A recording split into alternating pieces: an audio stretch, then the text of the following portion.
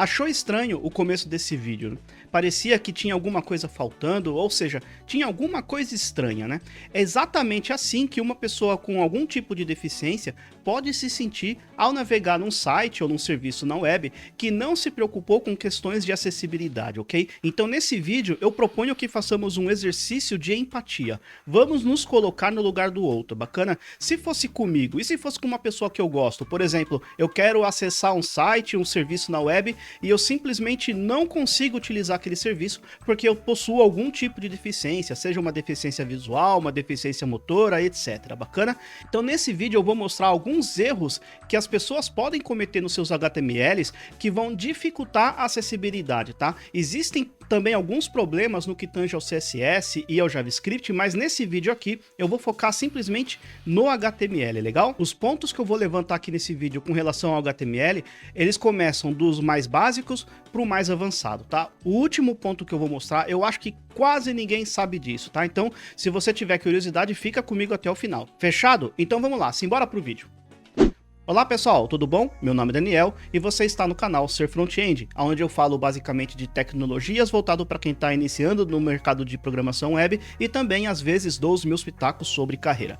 No vídeo de hoje eu vou falar sobre alguns erros de HTML que as pessoas podem cometer no que tange a acessibilidade nos sites, nas aplicações web, tá? Como eu falei na introdução desse vídeo, eu vou falar somente do HTML, existem algumas coisas que tangem, por exemplo, ao CSS e ao JavaScript, mas eu não vou entrar muito nesse ponto, tá? Vou focar no HTML. Vou mostrar esses problemas de HTML no que tange acessibilidade do mais básico para o mais avançado, então provavelmente os primeiros pontos que eu vou mostrar, se você já tem alguma experiência com internet, com HTML, você provavelmente já sabe, mas eu peço para você que fique nesse vídeo até o final, pois eu garanto que pelo menos um único ponto você vai aprender comigo nesse vídeo, bacana? Então vamos lá, simbora para o nosso código, olha só. Fiz uma pagininha aqui bastante simples, tá? Onde eu vou falar então basicamente de HTML e acessibilidade. 6 erros comuns que até pessoas mais experientes podem cometer, tá? Então o primeiro exemplo que eu vou mostrar, provavelmente você já sabe se você já tem uma certa experiência com HTML, que é a gente utilizar tag IMG sem texto alternativo, tá? Nesse meu código aqui, deixa eu mostrar aqui para vocês o meu HTML, trazendo aqui para baixo e tá aqui. Bom, eu já tenho aqui uma tag IMG, só que essa tag IMG não tem nenhum atributo alt, e isso é um problema. Mesmo que você esteja trabalhando com imagem apenas decorativa, sem nenhum valor de comunicação, por exemplo, você precisa colocar o atributo alt, mesmo que esse atributo for vazio. Por exemplo, se eu vier aqui colocar alt igual uma string vazia, é melhor do que não deixar nada, porque assim, quando o leitor de tela olhar para esta tag IMG, ele vai saber que aquele alt, como ele está vazio, ele vai passar por cima daquela imagem e não vai ler texto algum, tá? É diferente se este cara não tiver o atributo alt. Inclusive, se você utilizar algum programa para fazer uma análise do seu HTML, as imagens que não tiverem um atributo alt, elas vão estar lá como warning, como aviso para você colocar um alt, tá? Então, se for uma imagem simplesmente decorativa, deixa o alt vazio. Se não, você pode colocar aqui, por exemplo, curso web fundamentos, fazendo o meu jabá aí, tá? Curso web fundamentos, sei lá, alguma coisa assim, porque daí o leitor de tela, quando passar por essa tag IMG, vai ler esse texto, tá? Maravilha? Esse primeiro é bem simples, bem tranquilo, tá? Salvei aqui e vamos lá para o nosso Chrome, olha só. Segundo exemplo, rapidinho, olha lá. Link com aparência de botão, tá?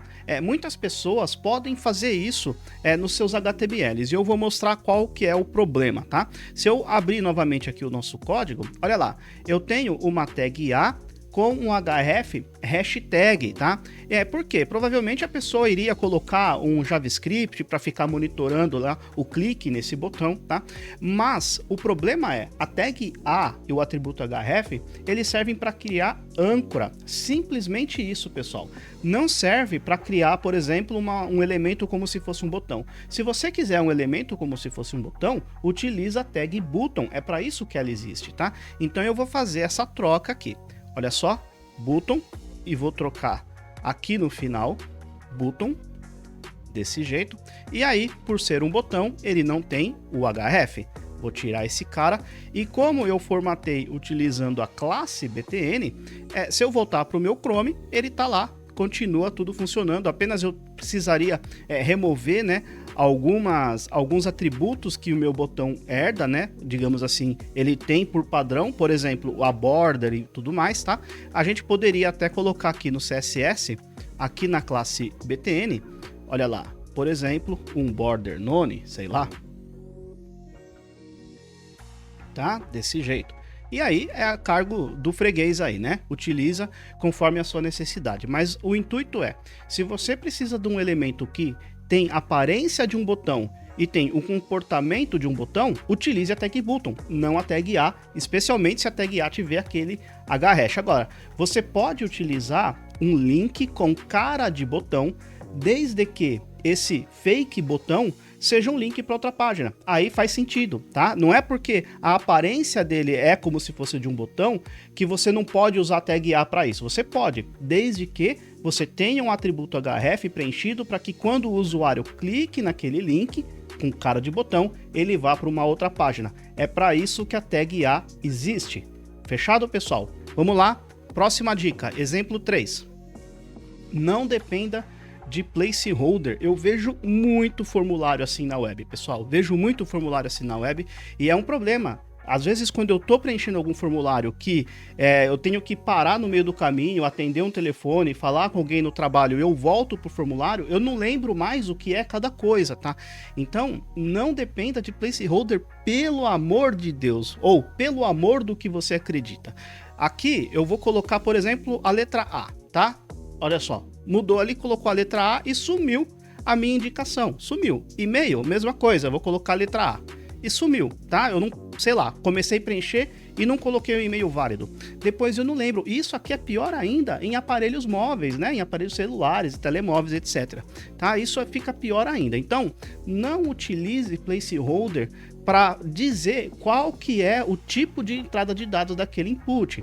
Utilize o placeholder apenas como uma dica. É para isso que esse atributo serve.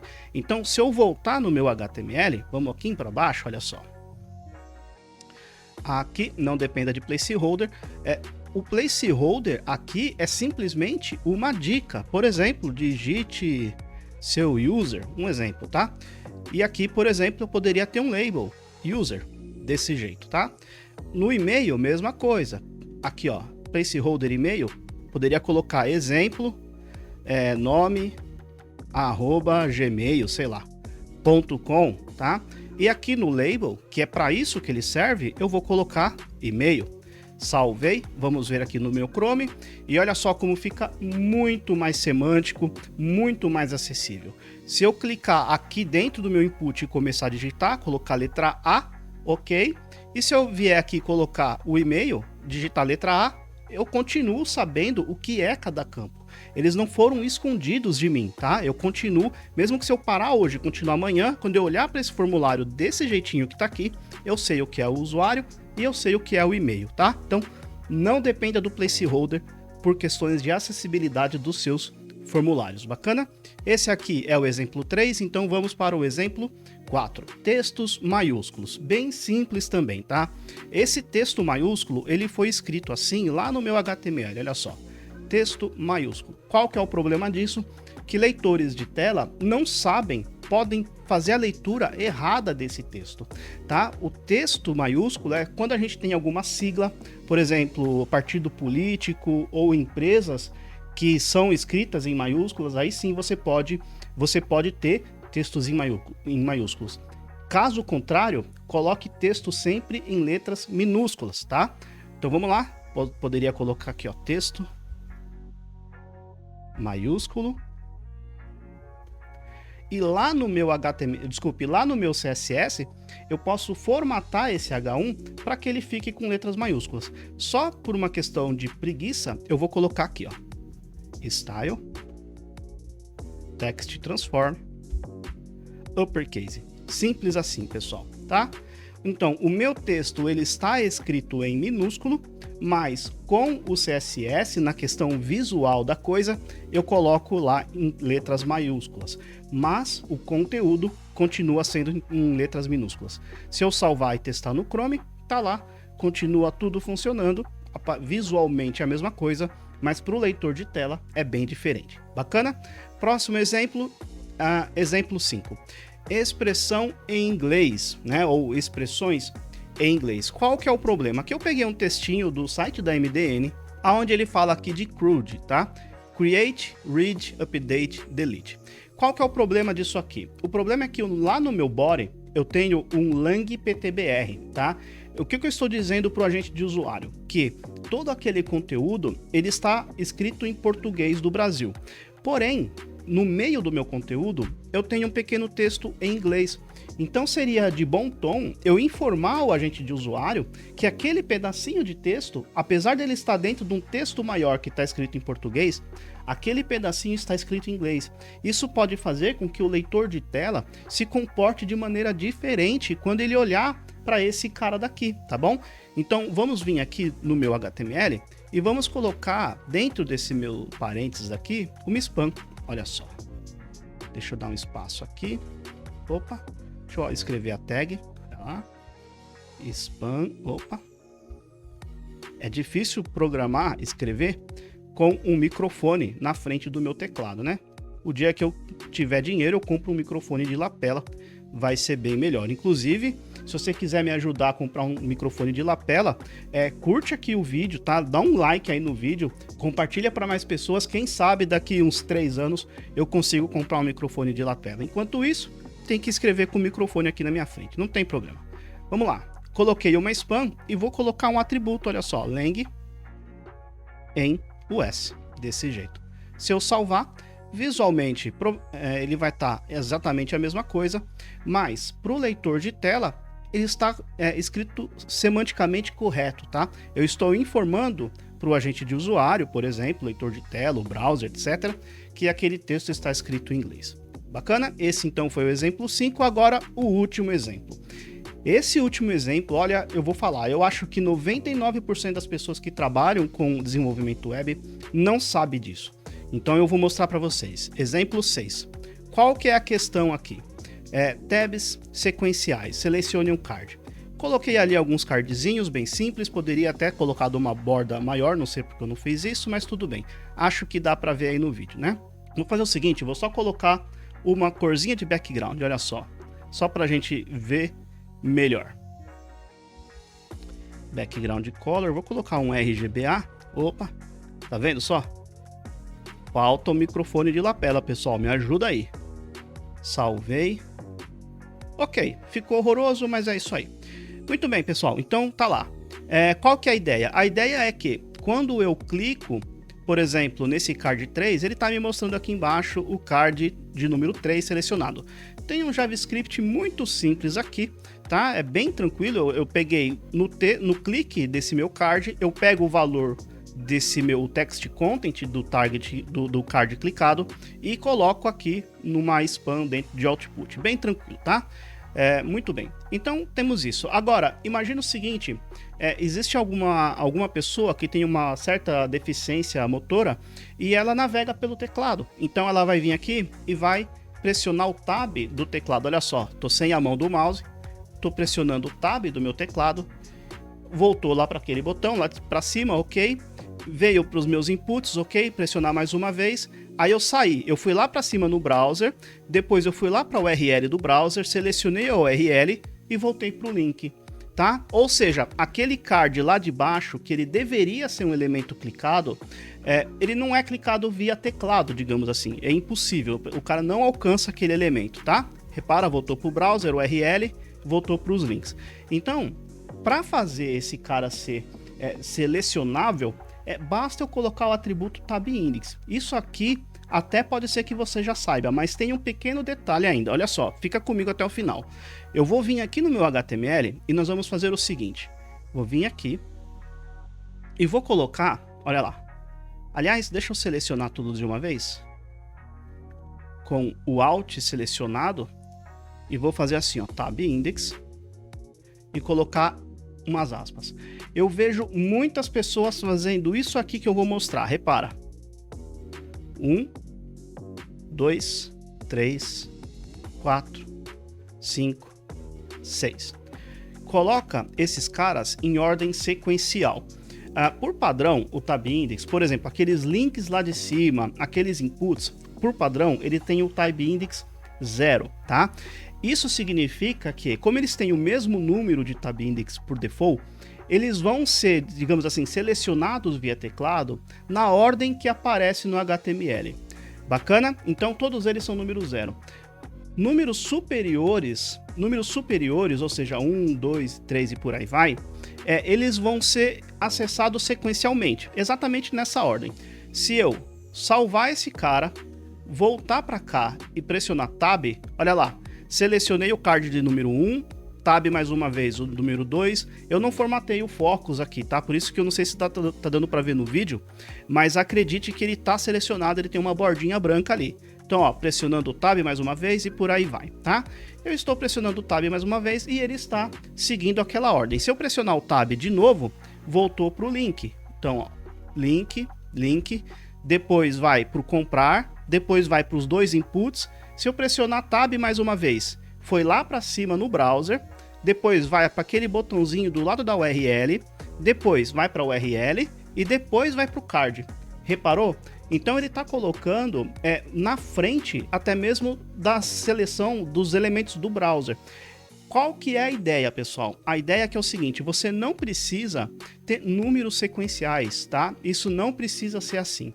Eu poderia ter colocado aqui, ó, por exemplo, o número 1 para todo mundo, olha só, 1, 1 e 1, tá? Isso daqui já é melhor, tá? Já é melhor, porque imagina, eu tenho vários elementos, tenho 100 elementos com números sequenciais.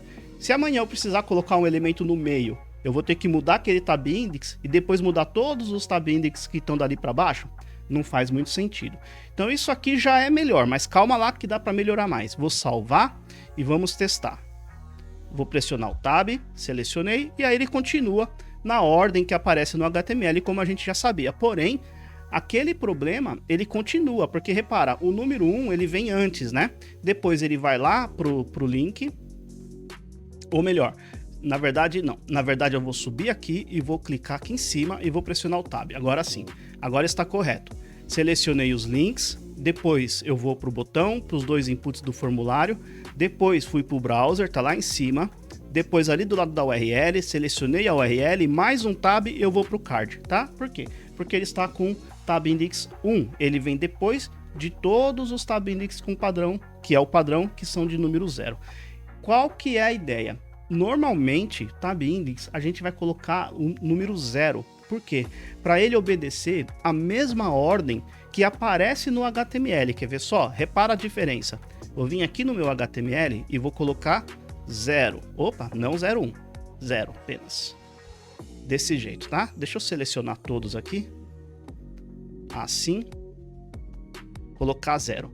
O que eu estou fazendo, pessoal? Estou colocando esses cards no mesmo nível que todos os elementos da minha página, seja o link, seja o botão, seja os inputs. Eles vão ser clicáveis na ordem que aparece no HTML, e é o ideal, tá?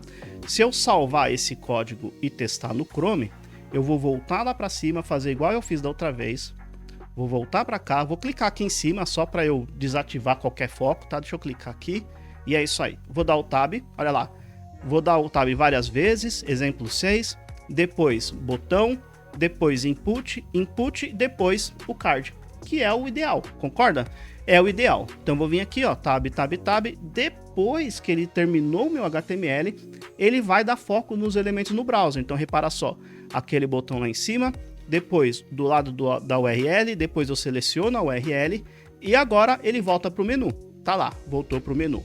Então ele está seguindo a ordem correta. Bacana, ó, Shift Tab e tudo mais. Se eu pressionar o Enter, ele está clicando também, tá? Ele está clicando também, porém eu tive que fazer um pequeno código JavaScript para que isso funcionasse dessa forma. Vou mostrar para vocês rapidamente, não é o intuito aqui falar de JavaScript, mas é simplesmente esse código daqui, tá? Eu poderia ter trabalhado com delegação de eventos também, mas achei melhor para ser simples. Selecionei todos os cards, fiz um loop e adicionei o elemento de clique.